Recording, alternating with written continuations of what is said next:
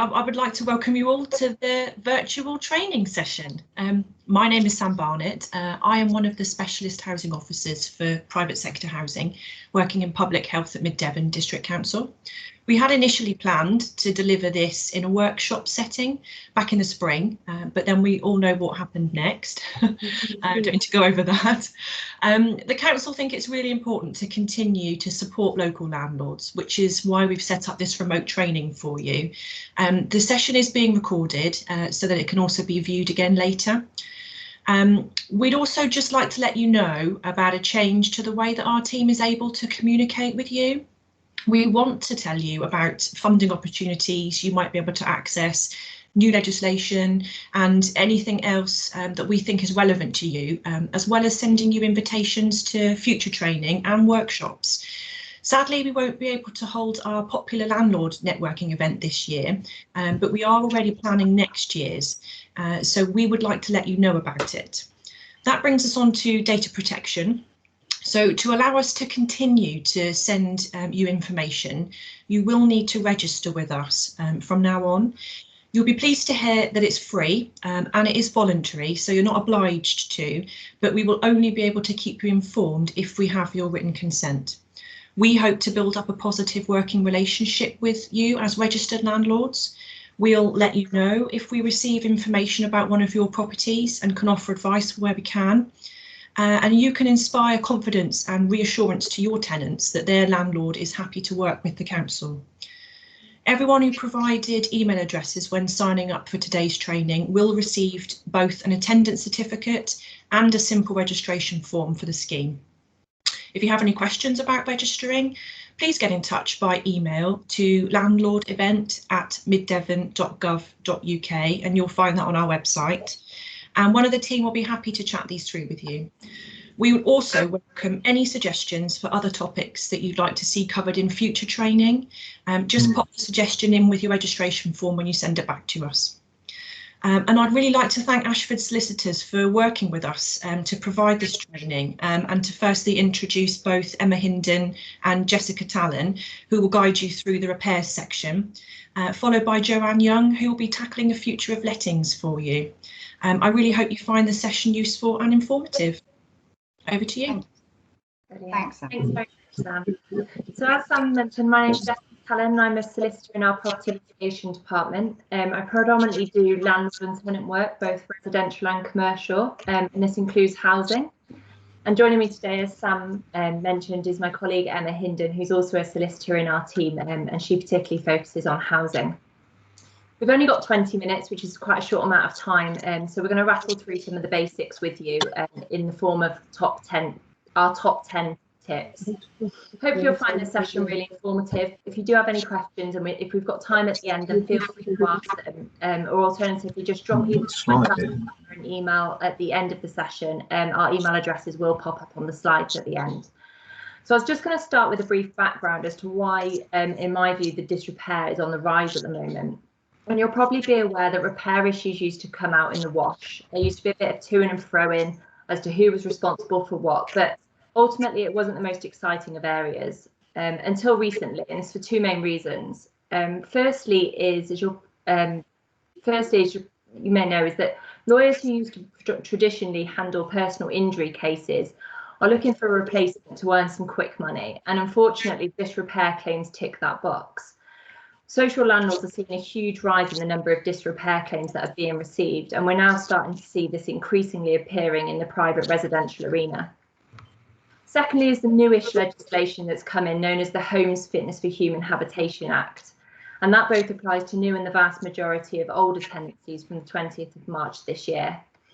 So to put you in good standing to defend a claim for disrepair, we've come up with these 10 top tips.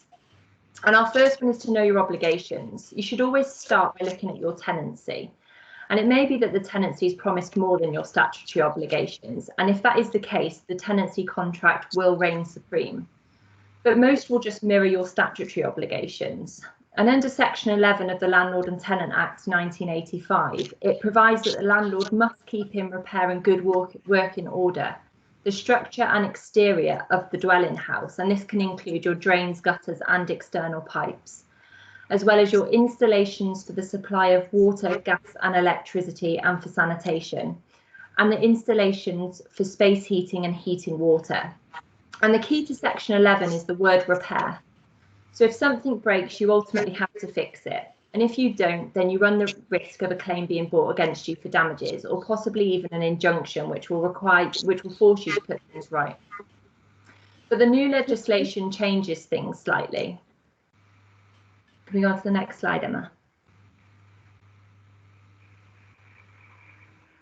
So the new legislation changes things. We've got the Homes Fitness for Human Habitation Act, which, as I said earlier, is now in force.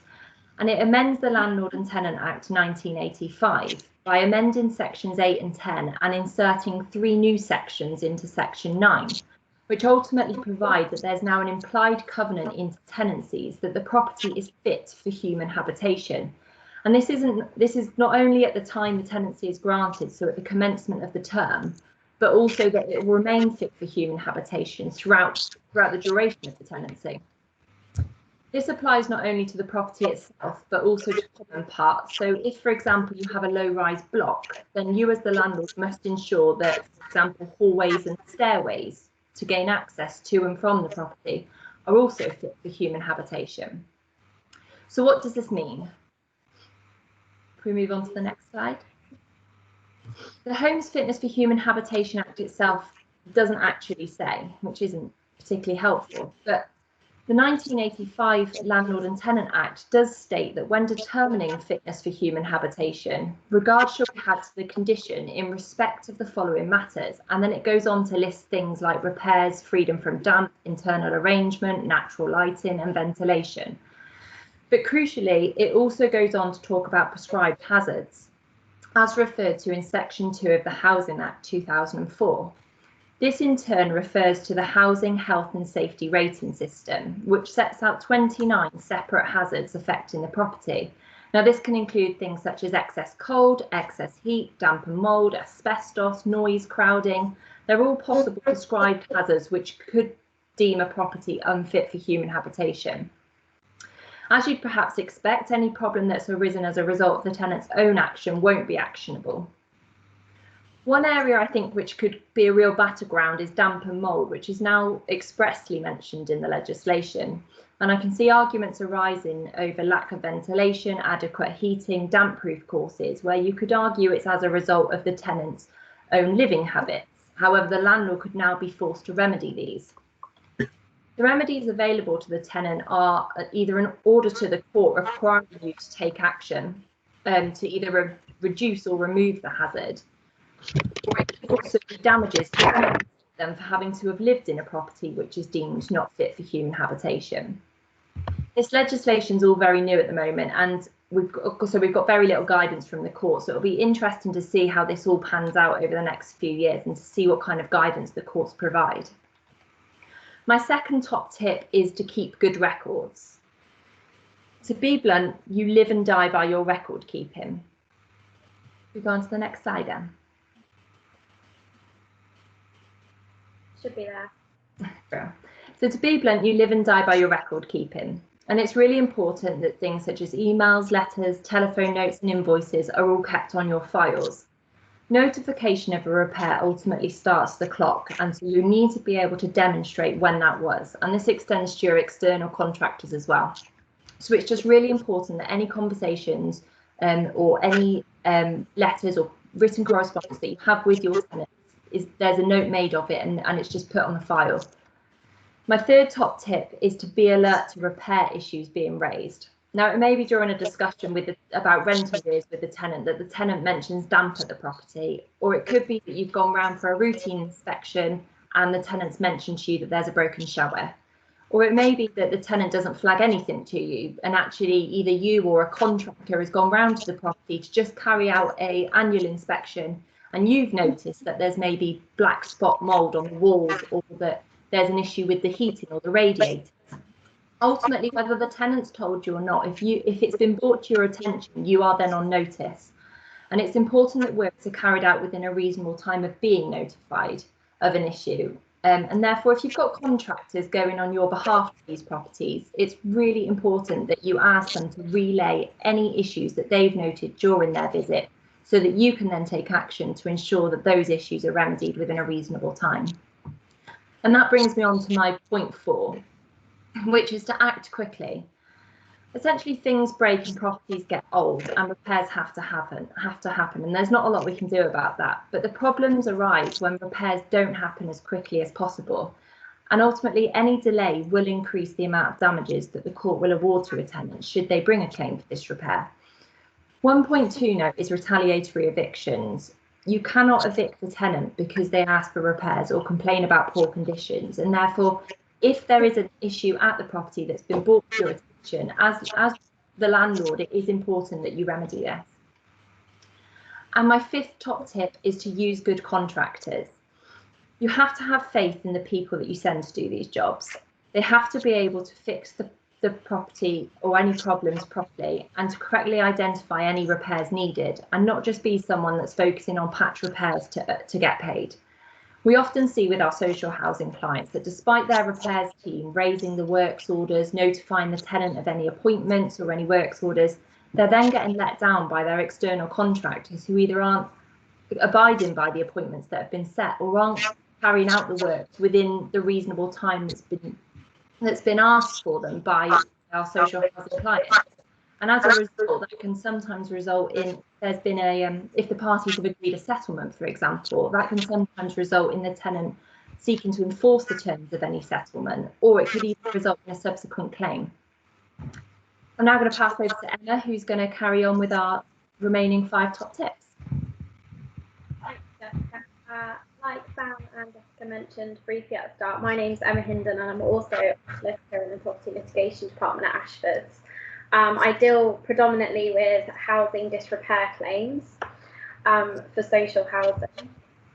So carrying on from where Jessica left off, our tip 6 is to act commercially. So if you do face a disrepair claim, it can be difficult.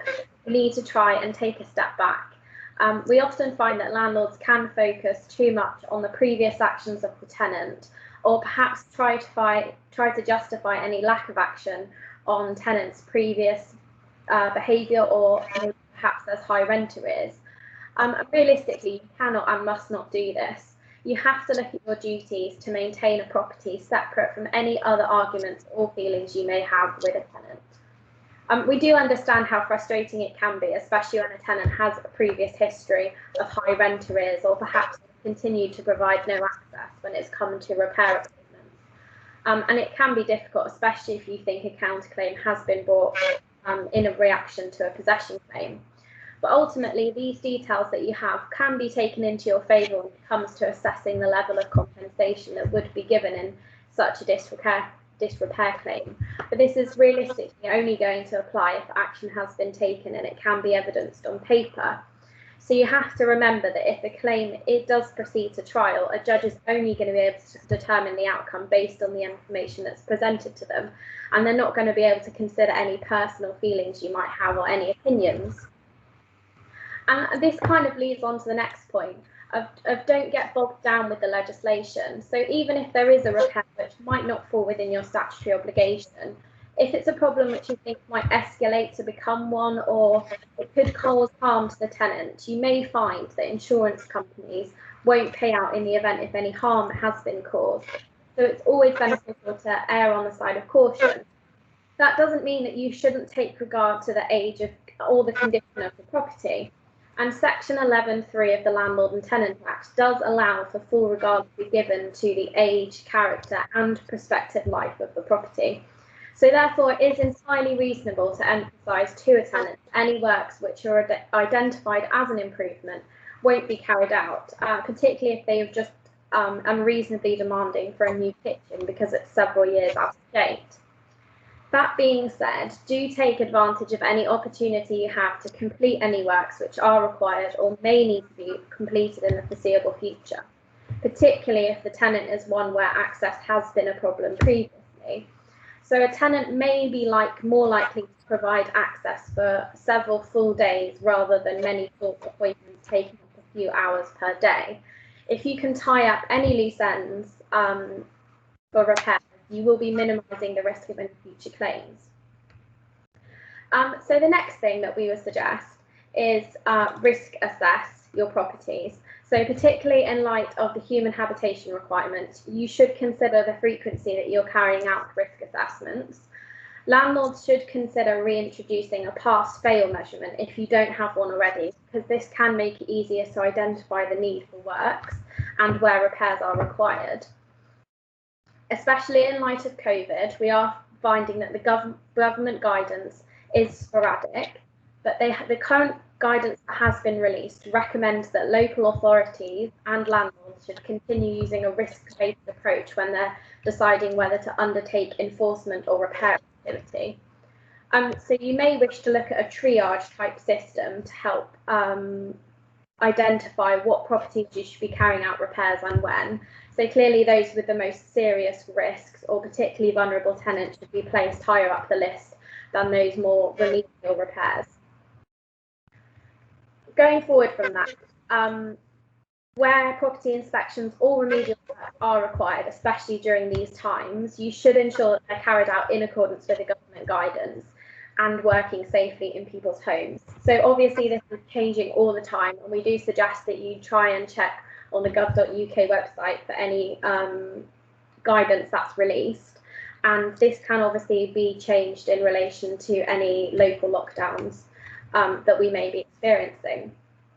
To help with this, we are seeing that several landlords have been circulating tenant health questionnaires prior to works being carried out or inspections.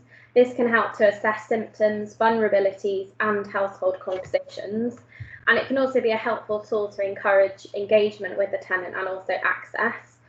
The ones we've seen to date typically have questions such as, have you experienced any symptoms of COVID?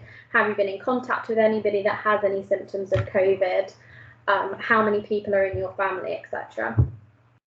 So then going forward from that, tip 9. So Jessica's already touched on this, but you must ensure that your reports are really detailed and everything is checked as working when you go to the property. The number of times we see a claim where tenants claim there was a defect present when they moved in, but unfortunately the paper records can't confirm or deny it.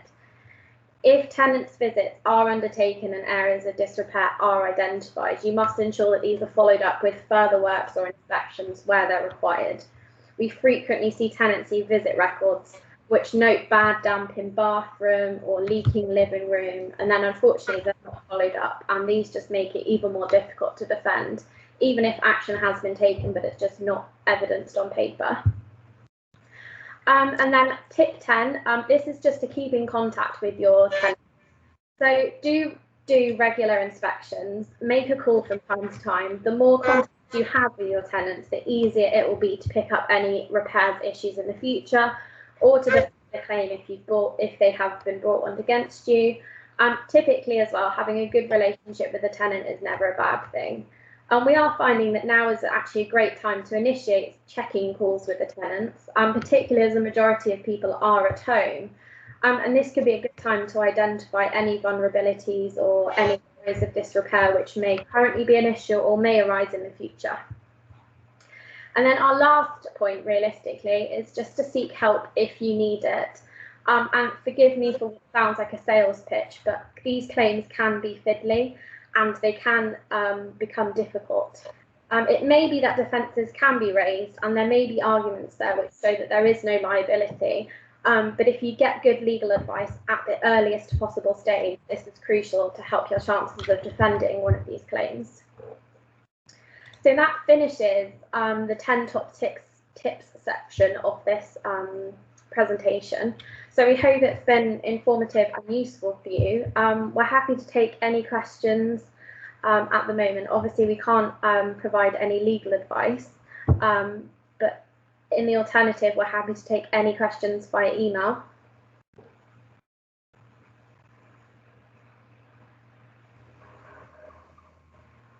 Does anyone have any questions at all? Silence. Fine. I think that there is this magic facility on here, isn't there? So you can actually Is there anything got like chat facility or something? You can raise, raise your hand or something. So if there's any points that do arise and you want to kind of discuss afterwards, then by all means put something on the kind of chat thing there, as it were. Don't ask me, I'm not IT familiar. But alternatively, say we're more than happy to answer anything that you might think about after the event.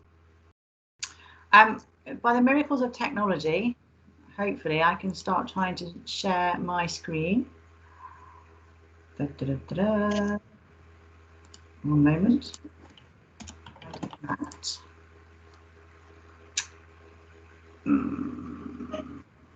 There we go. And hopefully it's disappeared on me. There we go. Right. And if I do like that, there we go. Hopefully now you can all see something that says the future of residential lettings. If not, don't panic, it will be sent out afterwards. Sam is going to have access to the notes. My internet is a bit rubbish today, frankly. I don't know whether it's the weather or just the fact it's just given up from overuse. But if I cut out at any point, then I do apologise. But I can promise you I am still here, and hopefully the notes will make some sense as and when you get those anyway. So I'm going to spend 20 minutes, half an hour or so. I'll get through as quickly as I can. But I think that this is a really important session for you to be able to understand and to go away and give you some food for thought. It's not going to come as good news, I think, to many landlords who are going to be appreciating what the future is going to be holding, but that doesn't necessarily mean you can just bury your heads in the sand and just forget it and hope it won't happen, because in the words of Bob Dylan, times are definitely a changing. That should perhaps have been my subtitle for this talk. But I've called it the future of residential lettings. And as I think probably most landlords, if not most of society, frankly, are aware, there is going to be a fundamental change in how the letting world is going to be working in the very near future. So as well as looking at what those changes are going to entail and how they are going to impact on you, and I think that I want to spend a fair amount of time looking at the practical implications rather than the detail necessarily today. But I think let's start with the why. Why does the government feel that there is a need for a change? Sorry, it's telling me I've got bad network quality. Hopefully you can all hear. The key to why there is a focus in this area and why the government seems to have it in, as it were, for private sector landlords is twofold. Number one, straightforward numbers, an increase in the size of the private rented sector. Housing, assured short hold and assured tenancies have been around since 15th of January 1989, a date that was drawn into my head when I was a trainee. So for the last 30 odd years, we've been operating under the assured and the assured short hold regime. Late 1980s, early 1990s, when these first came into being, just 9% of the population were occupying the private rented sector. Now, as we sit here in August 2020, it is just under 20% of the population now occupying the private rented sector. It is now the second biggest group of tenure holding, as it were, still behind owner-occupier, which is still in the 60% plus, but that is decreasing year on year. And by and large, it is the private rented sector that is sucking up the fall in home ownership. It is, amongst the rented population, the biggest group of tenants is within the private rented sector. Housing associations fall into third place behind the private rented sector, and poor old councils now, a combination of the right to buy, sell off and also stock transfers, council housing has dropped away, and just about 8% or so of the population are now in council housing. So the size of the sector itself is one concern that the government has had on its radar, and also a change in the demographic of the people who are actually living in those properties. So again, back in late 1980s, early 1990s, it was youngsters who were taking up most of that 9% who were living in the private rented sector. Student accommodation, any non-halls accommodation at universities is PRS. People who were leaving university, graduates starting out in their careers, the expectation was back then, full of Thatcherism joy, that you would save up a deposit, working for maybe a year or two, and you would go off and join the home ownership elite. That is now no longer the case, obviously for a lot of people, hence the reason that home ownership is now falling. But crucially and importantly, it is no longer a home for the young. 44% of the private rented sector, it now comprises of 25 to 35-year-olds. So home ownership has been pushed back into something that is more, dare I say, at middle age. But also at the higher end, the older end of population is now increasing as well. So some 17% of over 55s currently live in the private rented sector and 9% of over 65s. And also the private rented sector, which has swelled in size, as we've seen, over 30%, 38% to be precise, are now families with young children. And so the government has talked very much about the private rented sector giving people a realistic home option. And home, as they often say, is somewhere where you can put your roots down, feel comfortable, feel safe, feel secure. So over the last few years, we've seen the government trying to improve the quality of the housing within the private rented sector. That's why we've seen things like minimum EPC standards, gas safety being tightened up. We've seen over recent months, obviously, the electrical safety standards coming in. And as Emma and Jessica have just talked about, a fairly substantial change in how the repairs market is looked at with the fitness for habitation provisions. So as well as making sure that the properties are nice, safe, secure, sturdy buildings for people to live in, the government are now turning their attention to making sure that they can be proper homes and that people have a level of security over them. Not trigger happy. How we've got to where we've got to. There's been talk in the housing sector for quite a few years about the need for some kind of tenure change in this area, but something concrete actually moved forward in April last year. Monday of Easter week, to be precise. It was splashed all over the newspaper headlines. It was the headlines of all of the television news. I was beginning to throw things at the television because they kept referring to Section 21 as being the no-fault possession ground, which technically it is. It's still referred to that, but everyone probably on this call knows that you don't tend to evict tenants without an element of fault being there. It wasn't just a pipe dream when the government said that they had intentions of scrapping Section 21. Theresa May went to the Chartered Institute of Housing conference in June last year in Manchester and repeated that. And within just a matter of days, her Minister for Homes, Communities and Local Government, James Brokenshire, he stayed in post for a few months before the revolving door got to him as well, and out he went. But the consultation document was produced with the government setting out a number of questions as to how it was going to go about this tenancy reform that it was so focused on.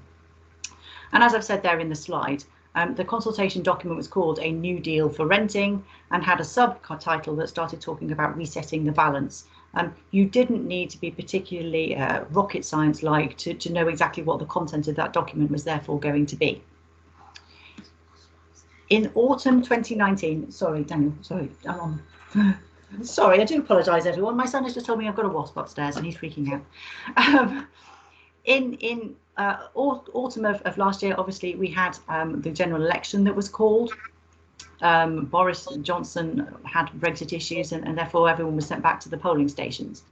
I had the pleasure of reading through all three of the main party manifestos to look at what they said about rental reform, and all three of the main parties pledged some element of rental reform to varying degrees. Boris won, Conservatives got back in, and just before Christmas we obviously had the Queen's speech, and the Queen's speech contained a promise that there was going to be a rental reform bill as part of the bills that the government would be bringing forward in the ongoing Parliament. And then, unfortunately, the world turned on its axis with coronavirus and normal government business very much went out the window. But please be under absolutely no illusions whatsoever. Change is going to be coming. All of the tenant groups, the likes of Shelter, Generation Rent, Sadiq Khan is very much a cheerleader for tenants. They have all been very much focusing on trying to get rental reform done. Even over the last few months, there's very much a focus on the number of tenants who are going to be evicted once the stay of possession is lifted, for example. And as part of that, a lot of people have been saying, well, this is a good time to bring forward the getting rid of Section 21. Even last week, there was a question raised in Parliament to the Housing Minister about this, and his answer was very clear. Yes, as soon as normal parliamentary business returns, the rental reform bill will be coming forward and will be something that they fully intend to proceed with. So we don't have the detail at the moment. When Sam and I first discussed doing this talk, as she said, the idea was it would be discussed in the spring. We would have a bill to discuss and point to and look in detail at what the government is saying. But actually, I would not worry at all by the fact that we don't yet have that, because the mood music is there, the direction of travel is very much there, and it is the broad direction of travel that you as private landlords need to be considering now and looking at how it is going to impact on you in terms of actually making decisions about your future as residential landlords. What we do know in terms of what the government is planning is both the information that's been given in the consultation documents and also the information that was given in the guidance notes, the very short guidance notes that went with the Renters Reform Bill when the Queen's speech came out. For those of you who are sad enough like I am, there is a very brief explanation note that's given whenever there's a Queen's speech. It doesn't tell us a huge amount, but it basically outlines what the government is hoping to achieve with the bill and what briefly the bill will be covering. And there are three areas that the government highlighted that we know about at this stage. Number one, they talked, as they have done over recent years, of professionalising the sector. There is very much a feeling that actually they want to stop it being the Wild West and for residential landlords to realise that they are fulfilling a professional obligation, and therefore there are going to have to be certain professional requirements that they have to comply with. They talk about, linked with that, more tackling rogue landlords. We don't know yet what that is actually going to entail. What I would say, and I will bet the house that I'm sitting in right now, is that part of these reforms will be to bring forward some kind of compulsory registration of all landlords and letting agents. Why do I say that? Because it's already working like that in Wales and seems to be doing fairly well in Wales, and it is something that's been talked about for a while. So I think that it is not going to be too long in the distant future before you are going to have to register if you are a private sector landlord. Secondly, they talk about this idea of a lifetime deposit being introduced, some kind of portable product that a tenant will have, that they will follow them around whenever they move different residential properties, rather than currently tenants having to scrape together a deposit for a new property whilst their existing landlord has still got hold of their current deposit. I think watch this space and see actually how that is going to work. My concern immediately is that we're going to end up with some kind of slightly cumbersome product that might work fantastically for tenants, but actually landlords might find it a little bit difficult and might not give landlords the results they want in terms of quick access to tenants' money if there are problems when a tenant leaves. I was around in 2007 when the deposit legislation first came in, and I saw a drop in landlords then taking deposits. Tenant Fees Act, I think, has seen a further drop, and it wouldn't surprise me at all if actually this results in yet more drop and landlords are saying, I'm just not going to bother taking a deposit at all. But the biggest issue, and the one that we're going to be focusing on today, is to say the Renters Reform Bill confirms that the government are going to repeal Section 21, and off the back of that, they want to take some steps to improve the possession process for landlords and speed the possession process up. So what does it mean if they talk about getting rid of Section 21? An assured shorthold is just a type of assured tenancy. They are one and the same in virtually every single respect, save for termination. And what makes an assured shorthold a shorthold tenancy is the ability for a landlord to seek possession on the Section 21 no-fault basis. Take away that, and effectively what you are therefore doing is taking away assured shorthold tenancies. So what the government are planning, therefore, is actually making all private sector landlords use the assured tenancy as being the tenancy of choice. And what that means in a nutshell is that a tenant is going to have security. They can stay there unless and until a landlord has got grounds to be able to seek possession from them. I've put there on the slide, I think that there's likely to be some exceptions carved out. Notably, registered providers of social housing, so housing associations, are big users of ASTs. They dress them up as starter tenancies, probationary tenancies, call them what they will, but effectively it is a 1 year assured shorthold that they use and that they offer to their tenants. It's going to give them a problem if ASTs disappear. So there's either going to have to be a specific carve out, maybe for social housing, or alternatively the government might look at bringing in some kind of different tenure to suit registered providers' needs. But the fundamentals and the headlines are that ASTs are going to be disappearing. In terms of timescales, there's obviously no firm date given us at the moment. I think that given we are fast approaching autumn of 2020, I'd be surprised if we get any kind of bill brought forward this side of Christmas. And then it's obviously going to take some time to go through and debate and tinker around the edges, because these are fairly fundamental and fairly contentious subjects that are being discussed. By the time it's all gone through and been given parliamentary approval and royal assent, and I think there will be a lead in time even after that to allow landlords to get their houses in order, literally. I think you're probably not looking at anything before 2022 in terms of real change, but please don't quote me on that. The government can rush these things through and may surprise us all, but I'd be surprised if we're looking at anything this side of the start of 2022. And as I say, the headline is very much that the government will get its wish and give tenants more security by making it more difficult for landlords to seek possession. Forgive me if I'm teaching some of you to suck eggs, but at the moment, in order to terminate an assured short-hold tenancy, landlords have always had two options. Section 21, no fault notice, go down a tried and trusted route, a fairly standard, fairly predictable route. Or you've always had the option of relying on a Section 8 notice and then issuing standard possession proceedings. Some landlords have been choosing to use Section 8, particularly if you've got a tenant who's in employment and you know is perhaps not paying your rent because they're choosing not to, rather than because they've really truly fallen on hard times and can't. So the benefit of going down a standard route is you get possession and you get a monetary judgment for any arrears that are owed. And then if you've got that as a landlord, you can proceed and try and enforce the costs and debt that's owed to you in due course. Increasingly over the last few years, landlords have been forced to use Section 8 because of problems with the gas safety certificates. For reasons we haven't got time to go into today, that has slightly rectified itself in the last few months because of a case that's come out, but it's still a bit of a forgive my phrase, bugger's model. But you know, it is something that, I say, some landlords have been forced to use Section 8 in any event. As it says there on the slide, you start the process. The Section 8 is the notice seeking possession. And in that notice, you set out which of the grounds that you are going to be relying upon.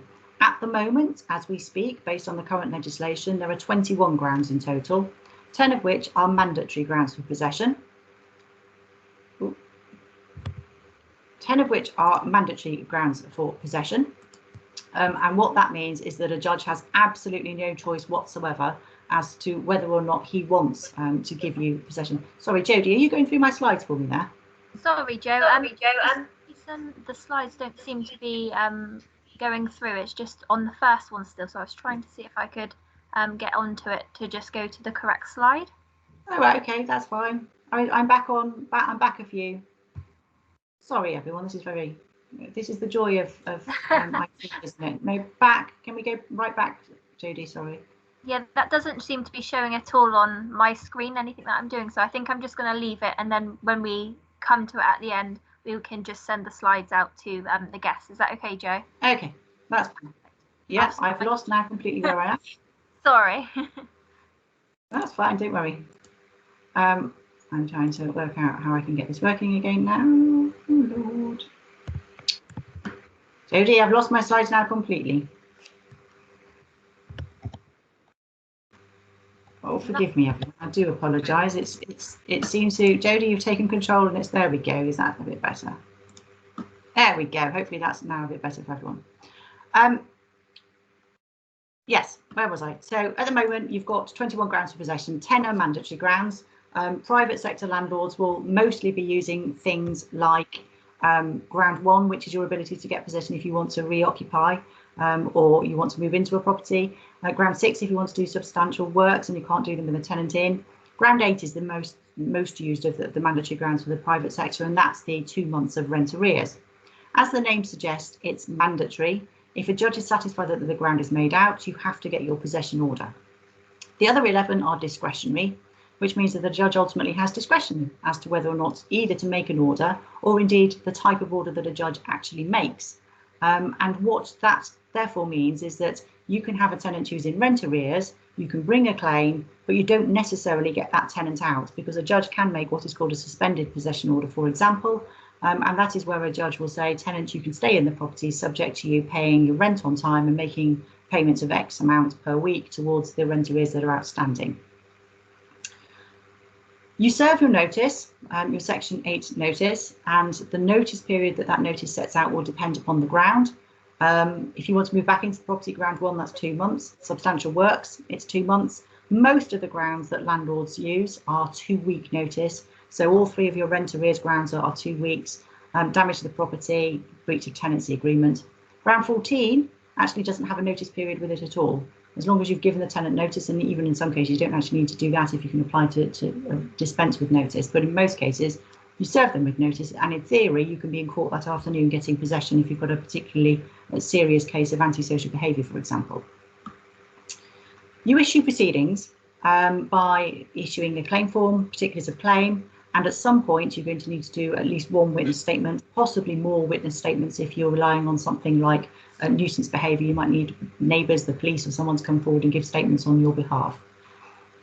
Between the issuing of the case and a first hearing taking place, the court rules dictate that there has to be a 28-day period of time that passes. It's frankly laughable that that's what the court rule says, because even out of Exeter or Taunton, where I'm guessing most of you will be operating from, you're looking at a delay of 5 or 6 weeks. In some of the big urban areas, I do a lot out of London, for example, you are looking at 8 to 10 weeks minimum. So the court rules might say one thing, but actually the reality on the ground in terms of what the courts are able to do is something very different. There will always be at least one hearing in a Section 8 standard possession matter. The hearings tend to be block listed together, and it will be listed for no more than 5 minutes. If a tenant turns up with anything approaching a whiff of a defence or a counterclaim, the likelihood is that the judge is going to punt it forward for a hearing in due course. You may give directions, which are basically the judge setting down the timetable about what needs to be done by when, before any further hearing takes place. It depends entirely on the nature of the case and what the issues at hand are. But the fundamental problem for landlords is, number one, it is a gamble. You simply don't know what is going to happen. And number two, you don't know how long that process is going to take. If a defence is raised, if a counterclaim is raised, I've put there on the slide, you could be looking at 6 months minimum between issue and a final hearing taking place. I'll be honest, that is incredibly conservative. I tend to say to clients, you could be looking at 12 months between issue and a final hearing taking place. That is a long old time to get possession if you've got a tenant who is owing you rent arrears, for example. Hopefully you get a possession order made, and then you enforce that possession order if necessary if the tenant doesn't move out by getting the court bailiff involved. It has to be a county court bailiff. There is a potential for transfer up to the High Court for enforcement, so you can get the bailiffs, the High Court enforcement officers along, but that has to be done for very, very limited and very exceptional cases. There was a missive that came out from the Lord Chancellor's Department a few years ago, which said that the High Court enforcement officers should not be being used at all routinely for residential possession matters other than in cases involving trespassers. So most of the time you're stuck with the court bailiffs, and that in itself is therefore adding another level of delay, between 3 and 5 weeks, possibly 3 and 8 weeks, depending on which area of the country you're talking about, to physically get a bailiff to turn up and chuck someone out. So all in all, as you can see at the moment, the Section 8 notice process and the standard possession process is far from quick, and it is far from predictable. And therefore, frankly, most assured short-hold tenant landlords tend to go down the Section 21 route. Even if you have got reasons for getting rid of a tenant, even if you've got a tenant in rent arrears, most prefer to have the certainty of knowing that you're going to get possession and be able to predict the outcome fairly quickly. So what's going to change? Number one, new possession grounds. The consultation document talked about several different new grounds coming forward. They're talking about the potential of a new ground where it's not a landlord who wants to occupy a property and therefore needs to regain, but actually perhaps you could be able to regain possession for a close family member, for example. Rather unbelievably, in the 30 odd years that the assured tenancy regime has been operating, there is no ground that will give a landlord an automatic right to gain possession if they want to sell a property. There is a clear indication from the government that is something that they want to be introducing as a new possession ground. But watch that one very carefully. The consultation document talked about whether there should be a limit on that in terms of a landlord not being able to serve notice on that ground within the first year or 2 years of a tenancy. I think that would be absolutely insane if the government were to try and do that. If the coronavirus crisis has taught anybody anything, it's that no one knows what is going to happen tomorrow, and your finances can change in a heartbeat. If a landlord is genuinely in need of being able to sell a property for financial reasons, and you are prevented from doing so because of a government limitation on a possession ground, that seems complete madness as far as I'm concerned. But the devil will be in the details, so keep an eye open for that one. They're also talking about changes to the existing possession grounds. I should say, if any of you want to look at this, the possession grounds as they currently stand are set out in the Housing Act 1988. They're in one of the schedules, Schedule 2 to that Act. So it's worth having a nosy whilst you've got 5 minutes just to see what the current grounds are before you can then start to look at what potential changes will be made. But they're talking about changing ground 8, the mandatory ground for rent arrears. One of the big bugbears at the moment of landlords is that ground 8 requires 2 months' rent, both at the date of service of the notice, but also at the date of possession hearing. And it never fails to amaze me that the number of tenants who will beg, steal or borrow money to bring it even a penny under the 2-month level, and that's it. The discretion, so the mandatory ground sails off into the sunset, and the landlord then is forced on the judge's discretion as to whether or not to make a possession order. It can be incredibly frustrating, and the government are talking about trying to clamp down on that and changes to that ground to bring that loophole to an end. They then talk about changes in the administration to try and help landlords get possession more quickly as and when Section 21 sails off into the sunset. So reducing the time I've just spoken about from a 28-day between issue and a first hearing down to something like 7 days maybe. It's a pipe dream in so many respects. Yes, the government can say that. Yes, if the courts have got capacity, of course they will clearly list things in accordance with the court rules. But the courts are full to bursting. They simply can't cope with things and can't do things any more quickly. I think one of the difficulties for the government when they're talking about making any changes in this regard and trying to control the courts is that, yes, they can be saying all of this, but on the other hand, the courts have been closed at a rate of knots, both the criminal courts and the civil courts. So there's less courts doing more business at the moment. And the idea of trying to force the court system to make things more quick for landlords, it just seems frankly unworkable. So it's going to be interesting to see what the government ultimately plumps for in that respect. They talk about making more use of issuing online possession claims. At the moment, you can issue online possession claims based on rent, and then if any defences and things are raised, they tend to come off the online possession process. Interestingly, in the consultation document, the government held up the online divorce process as being something that should be looked at in terms of a beacon of light and hope for residential possession matters. But you speak to many family practitioners and they will tell you that the online divorce process is far from perfect. So the idea that that is going to be seen as the counsel of perfection that we should all be following is frankly slightly concerning. They also talk about trying to keep as many matters as possible on paper, as it were, or on screen, and then avoid hearings taking place. That works for accelerated possession proceedings because ultimately a judge just has to do a tick box exercise. Have you served your notice correctly? Is your form filled out correctly? Yes, yes. Has the defendant made any points? Take those into consideration. You get your possession order. It's an easy process to run on a basis of a judge sitting in chambers with no one actually before him. But if you are looking at anything where you are trying to prove a ground in order to get possession, it starts to be really very difficult. Even if you're relying on something like the sales ground, for example, if you're saying I'm a landlord, I need possession back because I'm going to sell, you do a witness statement with sales particulars attached, you'd set out your stall as to why exactly you need to be selling. But a judge is going to want to see you in person to make sure that he believes what you are saying, to test your evidence, to make sure that you're not going to use this as a big sham. And second, a possession order is made, you're going to stick new tenants in and take the property off the market. And anything where you're talking about any kind of tenant fault, there's simply no way you can deal with that without a hearing taking place. Tenants in possession cases, it's the Wild West in terms of court processes.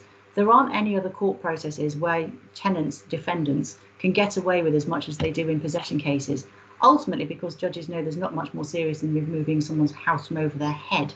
So they are very lenient when it comes to tenants, and they're prepared for tenants to rush in at the last minute and start, raising defences and things. The idea that that's not going to be possible and it's just going to be a paper exercise is just completely unthinkable, frankly, as far as I can see, and I don't think that is going to be an option at all. And finally, they talk about giving dedicated eviction bailiffs in the courts. So the idea is that every court is going to have someone who is just going to do evictions rather than any other bailiff business. Again, great idea, lovely in practice, but that's going to take money.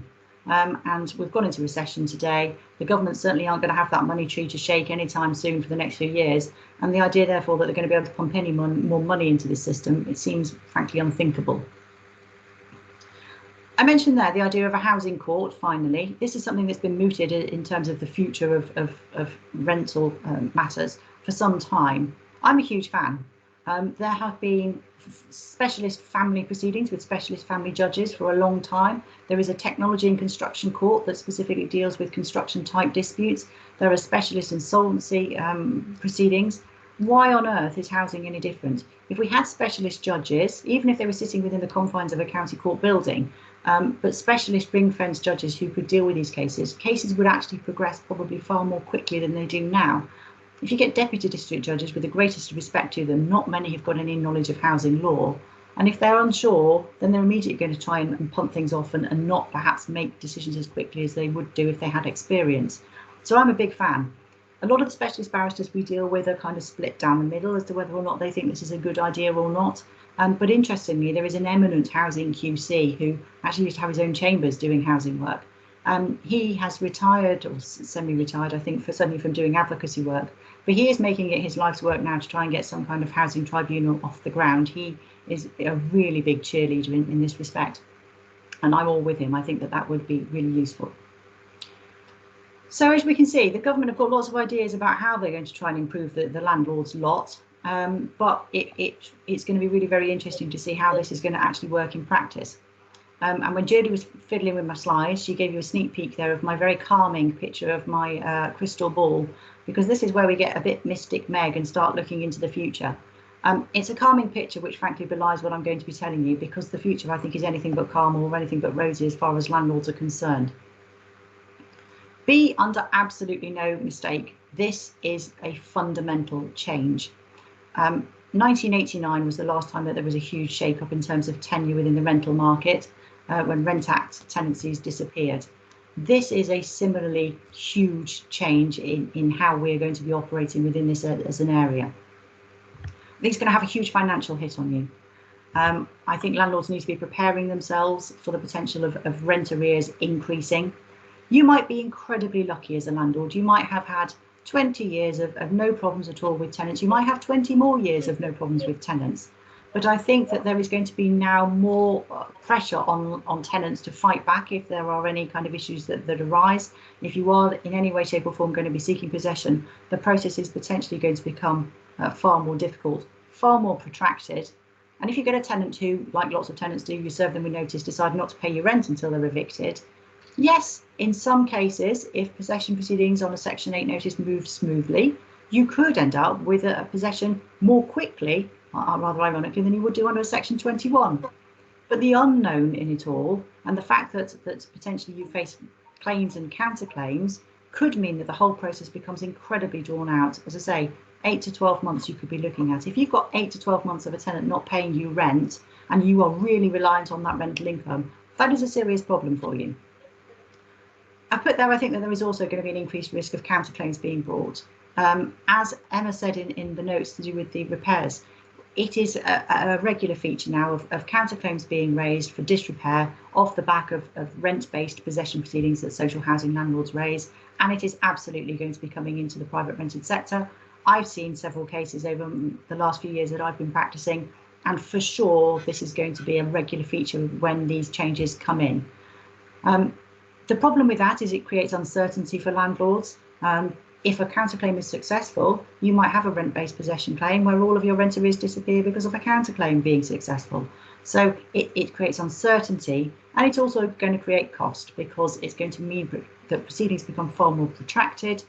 You're going to have to either try and work to do a deal, which is going to need a fair amount of peddling between a first hearing and potentially a trial taking place, or ultimately you're going to have to go to a trial and let a judge decide on this. Either way, it is going to be a lot more work, and there's going to be a lot more length of time to try and sort these issues out. And finally there, I have mentioned increased legal costs. Emma said that her bit wasn't a sales pitch for lawyers. This certainly isn't a sales pitch as far as I am concerned. Unfortunately, this is the hard and fast reality that landlords are now going to be facing. I've looked after a lot of trainees and paralegals over the years, and I always say to them that even if they have no desire to do housing law going forward, it's a fantastic area to cut your teeth, because effectively it's litigation in miniature.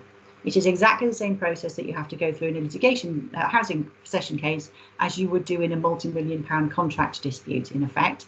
It is the same process with court forms that need to be done correctly, defences that need to be correctly filed if you get counterclaims, Witness statements have to be in a set format and contain certain information to be valid. Directions of disclosure and things need to be done. And ultimately, if you end up with a contested matter, you're going to have to face advocates at the end of it. Now, I'm not for one moment saying that you wouldn't want to do it, or indeed that landlords aren't capable of doing that themselves. But it is going to require a heck of a lot of legwork and a lot of certainty to have the confidence to be able to know that you're doing it right. Because if you do it wrong, it risks matters being dismissed. And if a matter is defended and it's to be dismissed, if it's your possession claim, potentially you end up having to pay the defendant's costs then on top of it all. It's going to mean potentially, as I say, more time in terms of wasted rent arrears if the process becomes drawn out because you're not necessarily doing things correctly. And also, please be completely clear, the court rules are the court rules. And every so often there is case law that comes up where the same issue is repeated time and time again. You can have a tenant with the might of a 20-strong litigation team from Clifford Chance on the other side of you, and you may well not be able to have the resources to pay for a lawyer. A judge may have utter sympathy with you, but ultimately the court rules are the same whether you are a litigant in person, someone without a lawyer or not.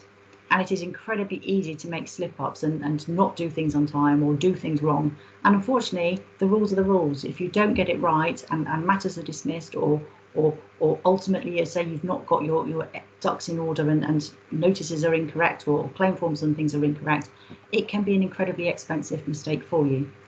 So I think what ultimately is going to happen is that there is going to be more use of solicitors in the process. I think that is an inevitability, and that is a cost that landlords are going to have to bear.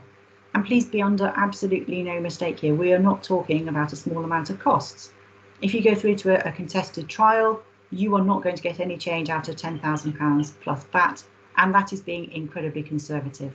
You could easily have costs £20,000, £30,000 depending on how complicated a matter is at any one time. So please be very clear as to exactly what the risks are in this regard, and you've got to be preparing yourselves now. Look at your portfolio. How much money are you making out of this? How much other spare cash have you got potentially available to you? If your margins are really, really small, now is the time to be very seriously contemplating whether you still want to be a landlord in this market going forward, because the train is heading, as I say, in one direction. You've still got time whilst we're getting off the various stops to be able to get off and sell potentially if that is something that you want to do. But these are very, very serious considerations that the landlords need to be giving. I finished by actually saying it's not just you poor landlords who are getting this in the neck and are going to be the losers in this, because actually the more I think about this, the more I think this is not good news for tenants either. I am anticipating that there are going to be less of you at these kind of talks in the years to come when all of this legislation comes in. I think that this legislation is going to drive out the smaller landlords. The government's talk of professionalising the sector, it's almost like they really don't want, landlords with one or two properties still around, still in existence. I don't think that the private rented sector is going to shrink, far from it. Build to rent is still very popular. There's lots of blocks going up, certainly in urban areas, for example. But I think that the holdings within the private rented sector are going to be in fewer landlords, and those landlords are going to be operating on a more commercial basis. So tenants who have been able to perhaps swing the lead with landlords, spin them a bit of a yarn as to why they've not paid the rent for the last few years, they're simply not going to be able to get away with that when they've got bigger, more commercial landlords. So that is going to be a problem for tenants if they are suddenly now going to find landlords who've got more teeth and more of an inclination to come after them if there's any problems. I think overall we're going to see rent increasing in the sector. Landlords are going to either have to pay potentially for covering lack of deposit if you choose not to take deposits, but actually landlords are going to have to start covering these potential costs that you're going to face, either in terms of rent arrears or legal costs going forward. Someone has to pay for this ultimately, and I think potentially it is going to be an extra 10, 20, 30, 40 quid a week stuck on tenants' rent.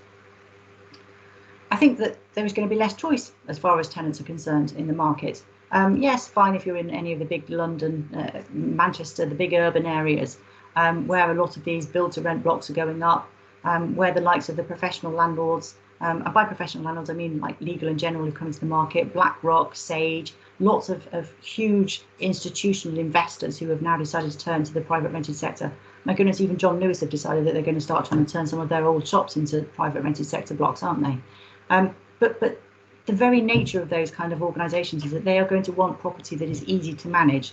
Easy to manage means it has to be by and large in a fairly small contained area, so that, you know, if you've got a housing officer, they can easily get around. I grew up in deepest, darkest West Cornwall. I can't for the life of me think that Legal and General are going to be particularly interested in buying a couple of cottages, you know, 10 minutes away from Land's End. A lot of you will have properties in rural areas of mid-Devon. Again, I can't imagine that anyone is going to take the slack if you decide, actually, this isn't for me anymore and I'm out of here. So actually, for tenants in more rural areas, I think that supply is going to be an issue. I think that it will be more difficult in time for them to find rented accommodation. And bizarrely, and ultimately, I think this is going to potentially result in an increase in homelessness. Up until now, as a residential landlord, you've been able to serve a Section 21 notice, and on the face of it, there is absolutely no indication given whatsoever as to the reason why you are seeking possession. It might be because your tenant has been an absolute nightmare from hell for the last 6 months and you can't wait to get them out. But you don't have to disclose that on the notice. You don't have to disclose it when anybody asks you. So you might have references from a new landlord coming in, and actually you don't really have to give any reasons if you don't want to. Even the local authorities, you're not under an obligation to tell them as to the reason why you're seeking possession from the tenant. Suddenly now that's gone. That will be going, I should say. And you're going to have a notice. You're going to have court proceedings that will say very clearly on the face of them exactly why a tenant has been evicted. It could be rent arrears. Rent arrears is perhaps less of an issue for the local authorities. They won't necessarily be concerned if a tenant has huge rent arrears. But if it's behaviour, a local authority may turn around and say, well, actually, you've made yourself intentionally homeless. We've not got any obligations to house you. A private landlord would certainly want to see the court order that's been made against a tenant in order to decide whether or not they want to take that individual on. And if you have got any kind of fault in terms of your behaviour, your rental history, for example, as a tenant, you are going to find it really very difficult to find housing going forward. So I think all of these are kind of areas that, whilst the tenant groups at the moment are feeling incredibly smug about things and finally think that they've got the government on their side, it'll be really very interesting to see in 5 or 10 years' time exactly where the market actually is, and whether those tenants are feeling just as happy as they are now about the reforms that they have pushed forward.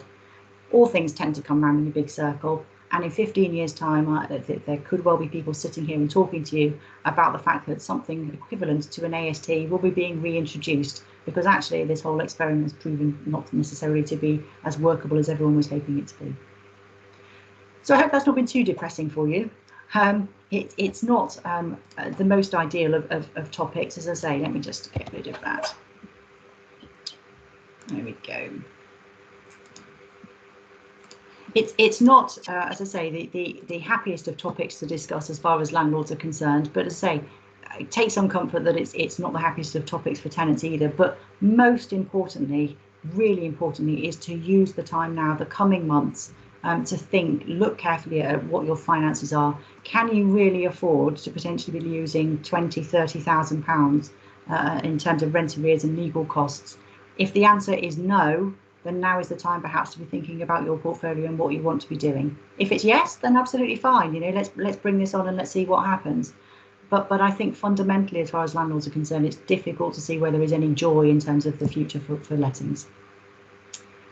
Thank you. Has anyone got any questions about any of that? Hopefully my IT managed to hold up, even if my slides went a bit awry. No?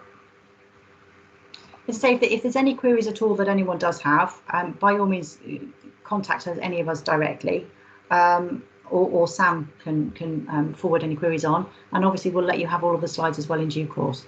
I think it's raised. Sorry, Sam, you've broken up then. Sorry, I think Phil, you've raised your hand. I did. Oh, hello, Phil. Hi. Hi, Joe. Thanks for that. That was a very interesting, slightly depressing, but very realistic, I have to say. Thank you. I'm sure there is a golden future for the tenancy market, but we've got to get through this bit first. Absolutely. The 3-month extension, or the 3-month notice, that period comes to an end on the 30th of September, theoretically. Yes. Do you see the government actually extending that, given the crisis we're in at the moment? No, I don't think they will. I say the government have been very clear that there's absolutely no appetite at all in terms of extending the stay on possession proceedings, which arguably is the more pressing issue for most tenants. They've been very clear that they're not prepared to do that. And no, I don't think they will. I think it will just go back to business as usual. I think the government have taken the view that the new pre-action protocol, which they keep talking about, the focus on needing to look very carefully at what a tenant's situation has been over the COVID period, how it's impacted on them. I think that is going to be the focus of the government, and leave it to the discretion then of the judge as to whether or not he wants to make the possession order or not, rather than simply punting off any possession into the never, which effectively an extension of the notice period would do. Yeah. Okay. Thank you. Well, given that basis, on a very practical point of view, what do you see the actual time delays, given the backlog of cases for both Exeter and Taunton? Are we looking at, I'm hearing 6 months. Is that realistic or not? I honestly don't know. I mean, some courts, I was completely gobsmacked because I was contacted by Nottingham County Court this week with the bailiffs there who had an eviction that was due to be taking place in March, and they are very proactively contacting me and saying, do you want this relisting? We're starting to do the relisting now from the 24th of August. Right. Exeter Court, I've had a few cases on with them over this period. They have been fairly on the ball, I will be honest, Phil. They've been fairly proactive in sending out, the kind of notices about hearings when we were supposed to be having a trial taking place, about a stay. The judge wanted to know what the situation was, whether it was something that could be heard remotely, for example. So they've been fairly, dare I say, on it. Certainly in comparison to a lot of the courts in London who are just disappearing down a rabbit hole. So if there is any kind of silver lining from the stay, I think it is that actually Exeter and Taunton courts are probably the courts that you want to have matters before at the moment, because they will do their absolute best, I think, to try and do things as quickly as possible. Brilliant. That's good news. Thank you. That's quite all right. Sam, are we there? Do we think? Are we done? Yeah, unless anyone else has got any questions. Thank you so much for all of your time, as I say, and for I'm beginning to completely and utterly wilt here, so I do apologise if I've started to turn kind of redder and redder as it's gone on. It's because I think the temperature is probably approaching 100 degrees in my room here right now. But yeah, thank you so much for your time, and yeah, fun times ahead, I think. Yeah, thank you everyone for attending. We will send around the slides and the form and some more information, and yeah, we'll hope to see you all again at another event soon. Thanks, Sam. Thanks, everyone. Thanks a lot. Bye.